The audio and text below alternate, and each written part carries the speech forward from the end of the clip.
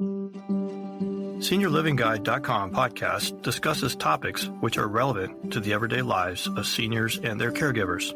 We are joined by experts who share their knowledge on a variety of issues. SeniorLivingGuide.com podcast offers solutions and resources to create the best quality of life as we age. And now, let's welcome your host, Darlene Mahoney. Does the idea of searching for senior housing solutions seem overwhelming? SeniorLivingGuide.com is your one-stop shop for all things senior housing, memory care, home health, home care, and other senior resources. Visit us today at SeniorLivingGuide.com to connect directly and get the information that you need to make the very best decision for you or your loved ones. And I would like to express our gratitude to our podcast sponsor, Transmed Care Long Distance Medical Transportation. When a loved one with a disability or medical condition needs to relocate, Transmed Care is here to help with safe and secure nationwide medical transport services with an emphasis on comfort and care.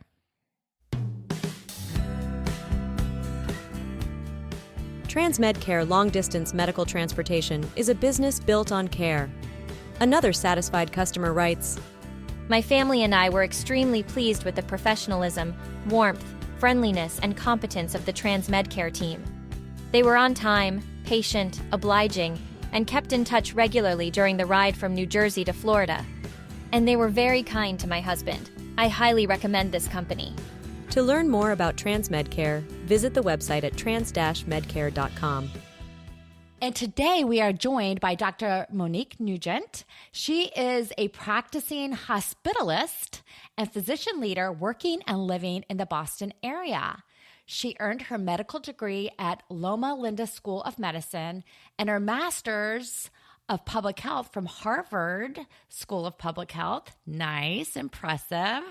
And Dr. Nugent's career includes leadership and advocacy alongside her clinical practice. She is the author of the book, Prescription for Admissions, A Doctor's Guide to Navigating the Hospital, or Advocating, for yourself and having a better hospitalization. In her clinical and advocacy work, Dr. Nugent has dedicated herself to help making healthcare equitable, safe, and of high quality. I'm really excited to dig in today. And if you can't tell by the title of your book, this is basically what we're going to talk about today. Yeah. Thank you. Thank you so much for having me. Yeah, I'm very, very excited to be here and all of the amazing work that you're doing. I'm excited to speak to your community. So thank you for having me. Absolutely. And our community, clearly we're going to talk a little bit about hospitalizations and how to navigate that system. And our seniors, have more hospitalizations typically just because as you're aging, you start having different issues. And then sometimes you're talking to different people and got, this physician for this physician for that, because you have multiple ailments potentially. So that can be really difficult to navigate. So we're going to dig in. Yeah. And the hospital is really a unique time for somebody. When I talk to groups, what I say is, the average hospital stay in this country is about 5 days. Some are much longer, some are much shorter. But for the 5 days that most people are in the hospital, this is a pretty intense time for not just the patient, but their social support network, their caretakers, and everybody has got to participate, right? I know it's a time that takes people out of their home and out of their community. It's going to interrupt people's work. It may interrupt a kid's school schedule that, someone else has to pick them up because you got to be at the hospital to help mom with discharge, but you got to show up. You've got to participate. It's an intense 5 days. Yeah, absolutely. And I will say the upside of the working from home environment that, some people were working from home prior to 2020, but some people, clearly went into it in 2020. And some of those job positions have remained remote or, at least hybrid. So hopefully that is giving a little bit more flexibility to those working people that do have the double duty of taking care of someone that is in the hospital. Yeah, that sandwich generation, that sandwich time in our lives where we're caring for our kids, we're growing our careers, and then we are also helping guide our elders through life as they guided us when we were younger, right? Whatever flexibility you can find is always a boon. Yeah, absolutely. So that's an upside to some of that. I know that when my mom was in the hospital, she was in multiple times for surgeries because she had cancer. And I can remember I did not work a flexible job at that point, but they were very kind and let me take my laptop and go sit with my mom for a fairly long duration of ICU. So it was just something that I talked to my boss about, but it was a game changer for me because I was able to be there when not everyone else could be. My dad would go up, but my dad had a really hard time sitting in the hospital for long periods of time. I think it caused him a lot of stress and anxiety. So it was easier for me just to go take my laptop, eat my stress food and then get my work done. So that's something that is a positive about, maybe just asking your employer to be more understanding. So sorry. I was speaking to a young lady about that, and she actually said that her HR department, they had a benefit for not just family leave time or family. I live in Massachusetts. It's a combination of family and parental leave, but her office had a separate benefit of 40 hours for X amount of time for elder care. Wow. And so what I say to people is ask your employer, ask your HR. These are times where full, honest communication is necessary with everybody who's a stakeholder in your life, right? Not just the people in the hospital. If you've got to ask your community to pick kids up, drop off meals, but also say to your HR, hey, what do we have that I can use at this time to be flexible and meet my needs, but also, show up for work where I'm not needed. You would be surprised what is out there. I know. And I think companies are getting more and more flexible with things like that. I think companies are starting to be run by people who are in positions of caring for their elders and are realizing what is the need to keep their workforce moving. Right. That's something that I've seen is that now leaders are now in the position where they're asking me how do I do this and how do I do that? And if the leader is seeing that in their family, now they're often having that conversation with HR saying, how can we support our employers? Right. But this is the United States. We have no real parental leave. We things are kind of piecemeal by state and by employer and insurance and things like that. So I don't want to paint an overly rosy picture, but I do say ask. The worst they can say is no, and you're back in the position you're in anyway. Exactly. No, that's exactly it. All they can do is say no. And if they do, then you have to kind of maneuver around that. But at least everyone's on the upfront and you're comfortable that they know your situation as well, even if it's not something they can technically accommodate the way that you would prefer. So let's talk a little bit about getting ready for a hospital stay. I've never been hospitalized except having my children. And the idea of a hospital stay can be really daunting, especially for someone that hasn't had that as part of, times in their lives. Yeah. So I often say there's two sets of people who are excited to go to the hospital, those who are pregnant and are going to leave with a new baby, and those who are picking out a new knee, right? The people who have signed up for an elective procedure and they've spoken to their surgeon, they've toured the hospital. But for most of us, the hospital is kind of like the DMV of healthcare. Everyone's going to show up there at some point in time. Nobody's excited to be there. You're going to meet way too many people and fill out way too many forms. You're going to leave just as confused as when you walked in, right? Yeah. But there can be ways to prepare for a hospital stay. Now, when I do this and I talk to people, there's people who live in a camp of chronic or progressive illness for whom the hospital is not an unfamiliar place. And so they have built usually their own support network and their own way of showing up into the hospital and having their list of medications and letting their, specialty providers know. That's kind of very different from people who don't interact with hospitals a lot, right? You can still prepare. And what that preparation entails is a conversation with your primary care provider, a conversation with your family members to say, hey, if I am hospitalized, these are the things that I, want done for me in case I cannot speak for myself. This is the person who I would like to act as my proxy in the case that I cannot speak for myself. And this is where you get information about me. This is my primary care doctor's office. This is my pharmacy. This is where the information about my healthcare lives, right? And so some of that conversation is just that between you and your eldest child or, your best friend, and say, I would like you to be my healthcare proxy. Is that something you feel you can do? And some of that conversation lives on paper. And that comes in the form of a MOLST or POLST, depending on the state that you live in, either called a mobile order of life-sustaining treatment or a portable order of life-sustaining treatment or a medical order of life-sustaining treatment.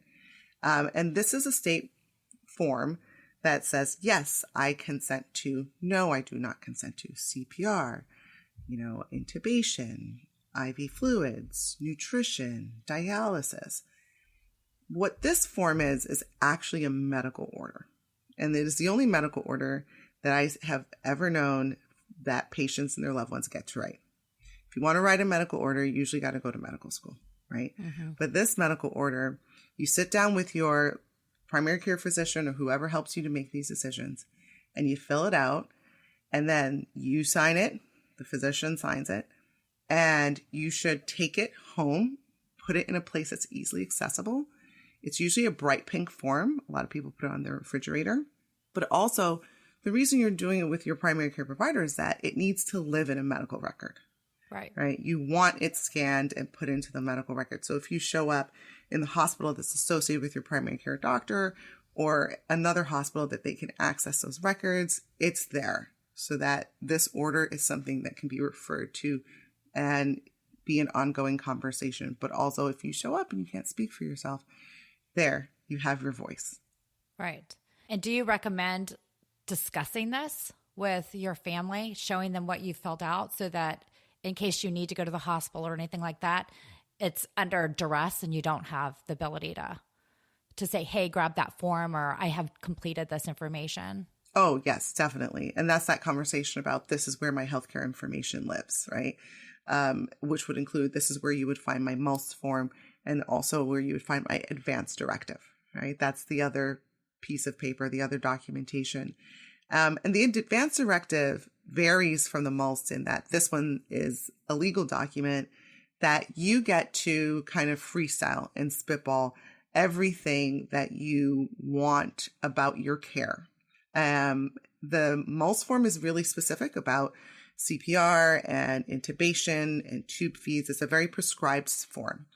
But your advance directive is your time to say, hey, this is the number one person. I want Sharon to be my healthcare proxy. If Sharon isn't available, then Johnny will be my healthcare proxy. If Johnny's not available, then we got, Sarah. You can put a litany of people and you can get really specific. I've seen things as specific as I would only want to be on a ventilator for 2 weeks, and then I want a spontaneous breathing trial, if that, really specific things. People saying I would have dialysis if it were possibly curative, but not dialysis if it was going to be chronic. This is your time to get it all out there. Yeah. Right? And then I've seen just really sparse ones that say like, Sharon is my healthcare proxy, talk to Sharon. Right? Okay. But the point is that hopefully you and Sharon had this conversation. And these open, honest conversations. And are they fun? No. Are they comfortable? No. But I tell everybody, the time to have the conversation is when you don't need to. 100%. Right. If I'm sitting there as your physician having this conversation, that usually means we have very few options and no one loves any of them. Mm-hmm. Right. And so have these awkward conversations and practice getting it out there, because you want people to feel as if they're respecting you. They're continuing your voice and your wishes, not people feeling as if they're making decisions for you that dictate something that is bad versus something that is good, right? If somebody feels like they're honoring you, they walk away from anything with a lot less guilt and a lot less of a heavy heart, right?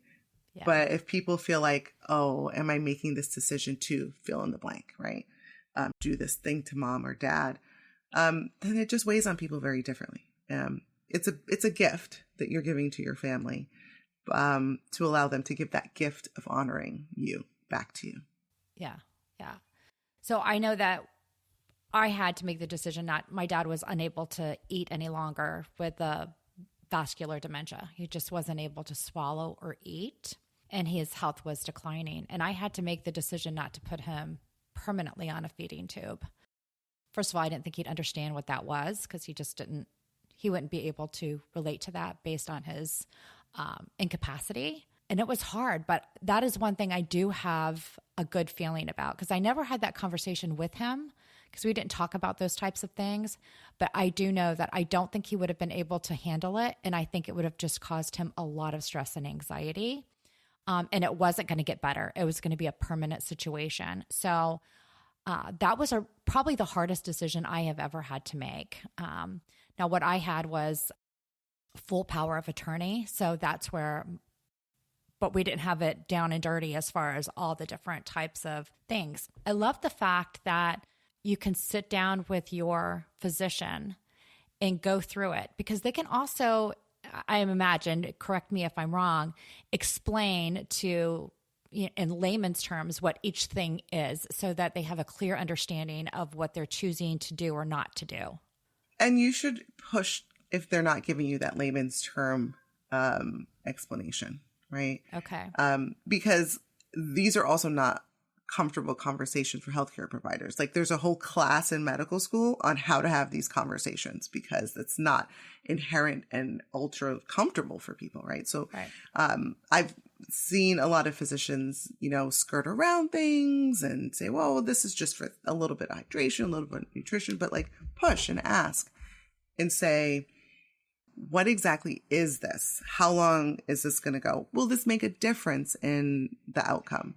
And oftentimes you'll be surprised to find out that you actually know a lot more what you're looking for than you expect. Hi, this is Andrew Brainerd, owner of TransMedCare Long Distance Medical Transportation. We are proud to help make this podcast possible. When a loved one under medical care needs to relocate, TransMedCare is here to help. We offer the very best in nationwide medical transport with fully appointed vehicles and a team of caring medical professionals. At TransMedCare, nothing is more important than bringing your loved one home safely. Visit our website at trans-medcare.com. So, we've talked about, all the advanced directives and things like that. I did want to ask you one last question, and then I want to jump into meds. So where do you find this form? Is this something you would ask your physician? Is this something that you would go online? Is this something that would be something your state? Yeah. So actually there is if you put in like pulsed or mulsed into your Google search, it should bring you to the national pulsed form. And on that website, it will take you to your state's form. But the form, okay. That's PULST? POLST. POLST. Portable Orders for Life-Sustaining Treatment. Okay. Pulsed. So you can find your state-based form there, but the form itself you're going to get from your primary care physician, because it has to be a bright pink form, right? It is kind of regulated, and you want them to sit down and fill it out with you. But if you download the National Pulse or your state Pulse form, you can practice. You can have these conversations with yourself and your friends and family, so that when you're showing up, you're not just having this conversation for the first time. You're kind of showing up and saying, hey, I've thought about this. This is what I want. Let's go over this form to make sure that everybody's okay with that. And we'll sign it and get it in the medical record. Yeah, that's definitely a best practice. Yeah. Yeah. Yes, definitely. So you can print it out, review it, and then make your notes for your questions, so that when you are spending some time with your physician, you get everything you need to discuss versus, shoot, I walked out of the building and I forgot this, that, or the other. Yeah. And it is an ongoing conversation to have. Somebody's code status and pulse form can change with a diagnosis or a disability or a social situation or a life experience, right? This is not written in stone. This is part of an ongoing conversation. And it's something that you should feel comfortable saying, hey, this needs to be readdressed. I have different thoughts now, and let's talk about it. Right. And I would imagine an ongoing chronic illness might also lead to making different decisions for sure. So one of the things that as we get older specifically, we start finding that we get prescribed different medications for different things in our life, and keeping track of those can be difficult, especially for anyone that has any cognitive issues, or I always refer to my father, incredibly stubborn. So what is your recommendations for having your meds that you're taking buttoned up for really a hospitalization, but any doctor's visit that may not be with your primary physician? So that's always really hard when you're going to someone who's not your primary physician, because I want to give the bucket answer of stay really consistent, with your primary physician and your pharmacy, right? Because the other thing is if you're filling like half of them at Costco and half of them at CVS, it kind of becomes difficult, because we do have the ability to have those records pulled into the medical record in the hospital. We do have the ability to look, but if they live all over the place, it's like, what are they really taking? Right. This is where like good old fashioned note taking really does help. And if you have someone who is a caregiver, they're probably really familiar with doing that already. I can't tell you how many conversations I say like, oh, are you taking the 40 milligrams of Lasix? And their daughter says, actually, at the visit last week, the cardiologist went up to 60, but particularly those type of medications where they may not write you a new prescription. They may say, take half of the tablet that you have at home, right? Now that information just lives with you. That information doesn't live out in a pharmacy. It lives in the note and it lives with you. So you do need to practice taking good records of the medications that you're using, because they tell a story. They tell a story of your illness. They tell a story of your experience. There are things like oxygen that are a prescription that people don't think about. But that's a really big one. If you're on oxygen at home, like we need to know, and you should kind of know how much oxygen you usually use at home. If you use 2 liters, now you're using 6 liters. Okay, that's a big difference. But if you're using 6 liters and you're still using 6 liters, then okay, this is maybe where we live, right? And so there are a lot of apps that like your pharmacy will have, or your primary care physician's office may have. Those MyChart apps you'll find at different medical institutions. Use those and see if you can keep those as updated as possible. If somebody makes a change in a medication, but they don't send you a new prescription, make sure that they are updating it in your medication list, right? Because they don't have to send a new prescription to update the medication list, but you should ask, oh, can you please update that in the medication list? Even if it's you're going to take the extra 20 milligrams for a week, still update that in the medication list so that people know what's happening. But if you're someone who uses pen and paper, which there's nothing wrong with, and a lot of people still do, you just got to keep that updated. What I tell people is own your information, know where I can get it, know where you can point me in the direction to get that most complete list. And if that most complete list is CVS or your primary care doctor, or your oldest daughter, as long as you tell me who has that most updated list, that's going to be a big win. Yeah. This is when a number 2 pencil might come in very handy if you're making changes. There's nothing wrong with notes. So ideally, having all your prescriptions dispensed at one pharmacy is a better bet than having multiple locations. So yes, because like I said, it becomes kind of difficult for us to know which prescriptions are coming from where and which ones you really are taking. There are lots of reasons why you may get a prescription from somewhere else. So when I was pregnant and I had to get progesterone shots, those come from a really specialized pharmacy, part of CVS. It's not going to be, just down the street.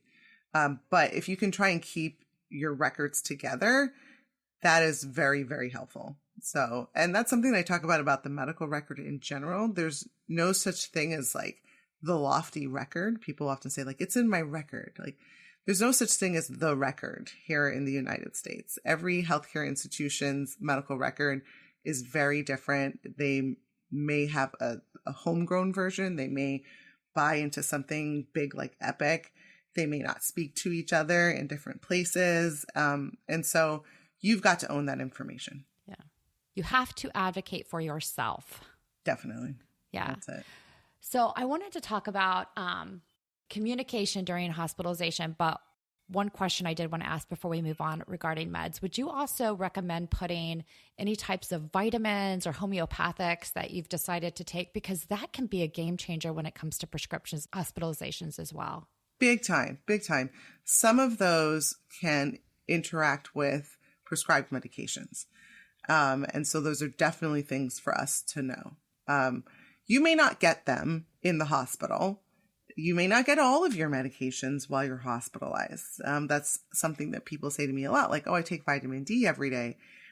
That may not be a vital thing for right now, these 5 days, right? Right. But it's good for me to know you take your vitamin D every day, because if I check your vitamin D and it's low, then, okay, what were you taking? Let's go up, right?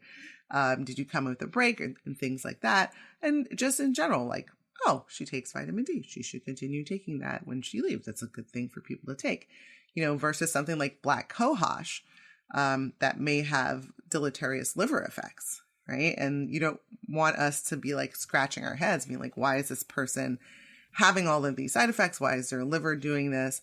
When, maybe you were at home, taking black cohosh because you heard it was really good on TikTok. And, so you just never know. Those things are really, really big.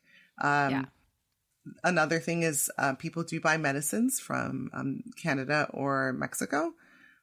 Please let us know about those as well, because it's all about safety. If I don't know that you're not taking something, I may not prescribe it, or I may double prescribe it, right? Right. I may say like, oh, she needs that, but you're already getting it, so definitely as much information as you can give. Own your information. Right.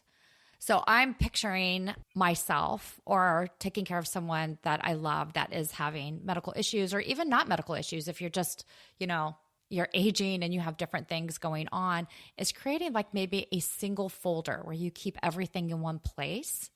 And then when you go to the doctor or the hospital, you just take that with you. So in theory, your medical record's supposed to be that thing, right? Right. But like I said, that's theory. Right. I have seen people show up with like binders with tabs on them. Oh, wow. Yeah, that's great. I personally love that, because now I know that you know the story. That person probably already knows the story without the binder with the tabs. Right. Or that their older sister made it and they're bringing their dad and they're the little brother, right? But that is, again, owning your information. Also, write down your concerns, right? It's not just what the doctor wants to talk about, right? Write down the thing that is concerning you, because you never know how that plays into all of the entire picture for your health. So one story that I tell is I had a guy years ago who used to be in and out of the hospital for heart failure. And it was just like, he doesn't take his medications, in and out, in and out, in and out.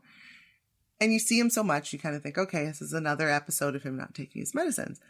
But finally, one day he fessed up to a male nurse that, his foreskin was really tight and he was having a lot of trouble urinating. And the number one medicine that we give to treat heart failure is a diuretic. Right. And so here he was not taking his heart medicine because his penis hurt. Right. And so we were able to get him a circumcision. And, I never would have thought I was treating heart failure with a circumcision, but what I was treating was his need. Right. Right. And so tell us what's going on, what you need, what you're capable at home of, what you're not capable at home of. Right. You don't want to be at home thinking I should be doing this, I should be piecing this together, and you're feeling like a failure. right? Like, don't do that. Don't suffer in silence. Come to the doctor's office, or if you're in the hospital, and say, like, I actually wasn't able to take care of this wound by myself. Actually, me and insulin are not getting along. Actually, they cut off my power and I can't, keep this medication cold anymore. Let people know what your needs are. I don't want people just out there suffering in silence. Right, exactly. And you're taking it beyond the step of a medical issue, even. My power was cut off. Yeah. I am having these other issues, just, your story as well. So it really is, it's the mind, body, and soul. Oh, and the social needs. Yeah. An illness rarely occurs by itself. Yeah, I can't tell you what illness does. My daughter got an infected mosquito bite at camp. That's a social thing. She's out at camp. She wouldn't be getting that mosquito bite if she were home, right? But there are the things socially that end up leading to a lot of complications. Food insecurity. Food insecurity hits people of every age, every gender, every race, every physical location, right? And so oftentimes we'll see elders who can't get out of the house to go shopping, right? And so Meals on Wheels is a great, and as long as I was a little kid, I remember hearing about Meals on Wheels, and it's still servicing, how many people across our nation. And it's also a touch point socially. Right? Yeah. People stop by and like, hey, Mary, how you doing? And they may notice that you're struggling a little bit. That those things are what we thrive on and what we need as a social support. And so whatever you need socially, ask for it, because you would be surprised the community resources that are out there. For instance, in my community, we have a DME, durable medical equipment library, where you can like borrow a walker. Wow. I had never heard of this, but one of our social workers were saying that like, oh, they're going to send this guy to the library to get a walker. And, people donate their walkers, and you may not need it forever, but like this guy just needed it for a couple weeks and doesn't have the money to buy like a whole new walker. So they like sent him to this library. That is an amazing thing that the community got together to do for each other. So you never know what's out there. Just ask and be honest about what you need and what you're capable of. I love that idea, because a lot of times you do need a lot of medical equipment for different things, and you may not even be utilizing it for very long. So if you do buy it, donate it to someone that can utilize it the way that you just described, I think is also the flip side too. Yeah, I think it's not really needing great. it, but instead of needing it, not needing it any longer, and making sure that it goes to a good cause. Yeah. We got to take care of each other. This is one 100%. Big ship, It is one big ship for sure. So talking about the communication during hospitalization. So do you recommend taking copious notes and following some of the things when that doctor or nurse comes in? Sometimes it's really hard to catch those folks when you're in a hospitalization. And it's really ideal, in my experience, is to not the person hospitalized, but to also have someone else in there that can kind of pay attention and ask some of those questions that hospitalized person may not be feeling well. They may be coming, out of recovery. So they don't really ask all the questions just because they're just not with it at the moment. Yeah. So what you're talking about is a care partner. And I refer to care partners a bunch of times in my books, because nobody should go through a hospital stay alone, right? There's going to be a lot going on. You're not feeling your best. You're not remembering your questions. You're getting new medicines. Even when you're young and capable. I had a very minor hand surgery. I finished the surgery. It was an outpatient surgery. Hours later, my then boyfriend, now husband, found me taking off the bandages. He said, "What are you doing?" I said, "They said take it off in 7 hours." That's 7 hours. He said, "No, they said 7 days." And I was under anesthesia. I was, but here I am, young, capable with my full faculties, thinking I heard something and acting with all due diligence, right? And so imagine that you're a little older, you're not hearing really well, you're in pain, you're not seeing really well, you're visiting your daughter, and maybe this isn't your usual community, and, things like that. So that care partner is really, really important for every hospital point in the hospital stay. On admission, I always encourage people to show up. A care partner should be there when you're in the emergency department, right? I know that's going to disrupt somebody's work. I know that's going to disrupt life, but you got to show up. And the reason why I want you there early is to set communication expectations, right? If you can meet the team early in the hospital, say, and identify who they need to speak with, so they know who they need to touch base with. They're not searching through the record. They're not calling 10 different people and none of them are the right person, right? Show up early and set the expectation. Hi, I am the person who you need to speak to. Or hello, this is the person. I'm the patient. This is my care partner. This is the person that you are going to touch base with, right? So be there early. The next thing I say about communication is tie it to something that's actionable, right? You want communication to drive care forward. You want communication to be about making decisions. You want communication to be about getting information, right? So I always say, tie it to something actionable. Like, hi, we're going to pick on Sharon. I don't know why poor Sharon's getting a short end to the stick today. Exactly. Right. But I'm Sharon. I help take care of mom. I'm going to be your touch point. I'd like to touch base with you again after you speak to the cardiologist, after we get all the CAT scans back, after the blood work is back from the transfusion, whatever it is, right? You want to have a piece of information to talk about so that you can make decisions to move things forward. Every conversation you have, I want that conversation to be about moving care forward, right? Yes. And that also gives you time to make your notes and write out your questions so that you're expecting, okay, I'm expecting to hear from them after they've seen the cardiologist. I'm going to ask about X, Y, and Z. And like you said, there's nothing wrong with the number 2 pencil. Write it down. Because what happens in the hospital is the same thing that happens to your car when you take it into the mechanic, right? You got all your questions, everything is there. And then doctor shows up, says, how's everybody doing? And everyone reflexively goes, fine. And all those questions go out of your head, right? Just like your car was screeching, screech, screech, screech. You show up at the mechanic and you're like, it's making this screech, screech. And he drives it around the block. And he's like, I have no idea what you're talking about, crazy lady. Yes. Right? Yes. Write those questions down.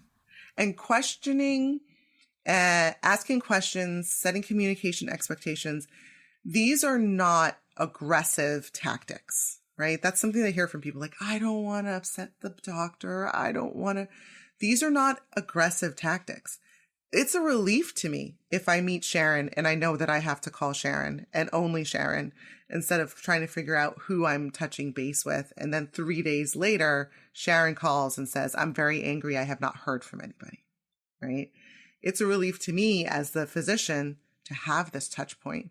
It's a relief to me as a physician to say like, okay, I've spoken to the cardiologist. Sharon and I need to talk and we're going to have this conversation and we're going to make these decisions. And it forces me to be prepared.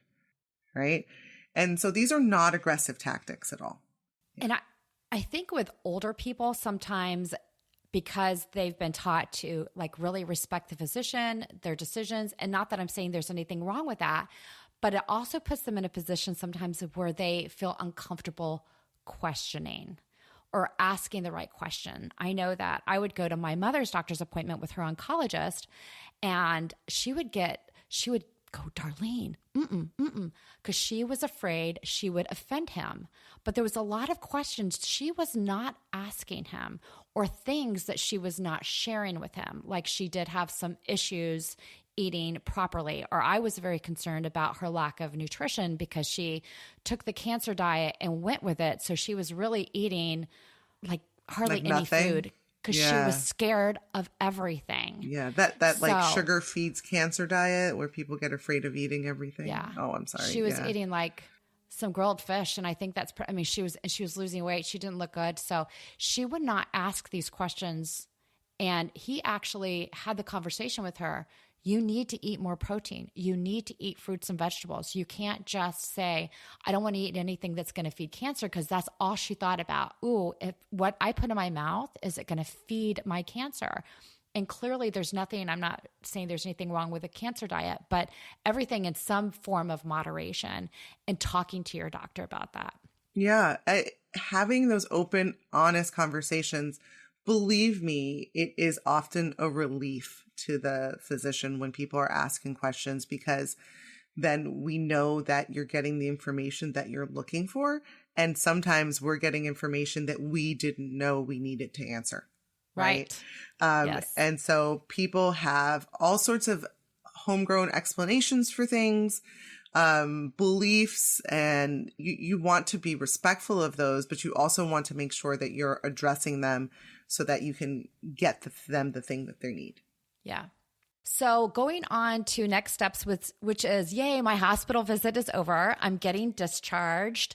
So what do you need to plan for that? And who do you need to talk to on the hospital side that can maybe help facilitate those additional care needs that might be happening at home, or any kind of recovery notes, anything like that? Yeah. So this is where the hospital case manager is going to be the all-star, right? Some facilities may call them caseworkers, but whatever it is, this person is a cross between a bedside nurse, right? They are RNs, and then also a social worker.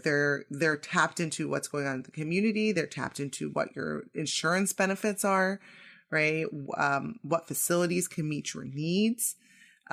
This person is the number one person that I want you to have that open, honest conversation with. And the reason why I keep saying that is because there is nothing that's going to make you feel like a failure, you feel frustrated, open you up for poor outcomes and possible injury more than going home unprepared to be in that environment and failing, right? Because there's failing that's little that, like, this medication isn't working still too well and I'm a little dizzy. I'll go back to the emergency department. And there's failing that's big. There's falling down and getting injured, right? There's worsening illness. And it doesn't really matter where you are in the spectrum of illness, right? You want to be safe. And the reason why I say that is that even if you're on the end of death and dying, saying we're going home with hospice and the expected outcome is somebody passing away, that still needs to be a safe environment, because people who are passing away can still pass away from an unexpected outcome, an unexpected injury. They may pass away uncomfortable if their needs are not met, right? And so it doesn't matter where you are on that spectrum of post-hospital care. It has to be safe. And you've got to say all of the things. I don't have food, or I can't get to the supermarket to get food. A big one that I hear from seniors is, I'm good. I'm ready to go. And then their adult children will say, did you tell them about the 4 steps that you have to get up into the house? And I'll say, you said it was a ranch. Oh, it is a ranch, but there's 4 steps from, from the sidewalk to the house. Did anybody test dad on stairs? That's a big one that I hear. And you just really want to make sure you're safe. Yeah. And you want to set yourself up for success. And that's the biggest thing, is safety. Yeah. Yeah. And homes that only have tubs. Oh, that's a big one. That's a big one. Yes. Yes. So that is always a big thing to kind of find out about, because you can't and those maneuver around that. Those are conversations you're having with the occupational therapist and the speech therapist and the social worker. The case manager ties that up.